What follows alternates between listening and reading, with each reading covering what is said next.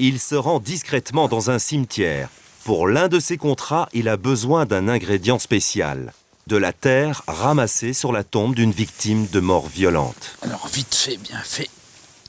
De terre avec une certaine incantation. Que je ne vous dirai pas. Mais le temps presse. C'est une nuit de pleine lune et il doit se rendre à plusieurs kilomètres de là pour opérer un autre rituel. Tu vois, Qu'est-ce que c'est? alors tu as de la terre de cimetière et tu as 2 crapauds. Et j'ai transféré le mal dans du vivant. C'est dans le crapaud. En clair, une personne atteinte d'un cancer a demandé au sorcier de l'aider.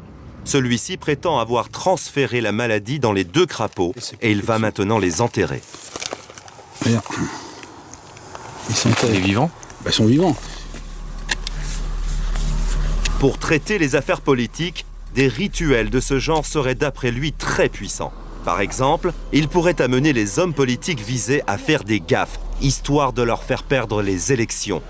Difficile à croire, même si Sylvie Jumel confirme ce genre de croyance. On va prendre l'exemple de Lionel Jospin, qui pendant la campagne a eu quelques petites phrases malheureuses successives comme ça. C'est-à-dire que les sorciers qui travaillaient contre lui et pour son adversaire ont attaqué les points faibles de Jospin. Et donc on peut à un moment donné lui faire dire une phrase malheureuse, comme « mon programme n'est pas socialiste », comme « Chirac était même musée vieilli », etc. Au cours des élections présidentielles de 2002, Lionel Jospin a dit de Jacques Chirac « Il a beaucoup perdu de son énergie et de sa force. Il est fatigué, vieilli, victime d'une certaine usure dans l'exercice du pouvoir. Il est marqué par la passivité. » Et on peut voir dans les sondages qu'à chaque fois qu'il disait quelque chose comme ça, il baissait et il s'en est parmi.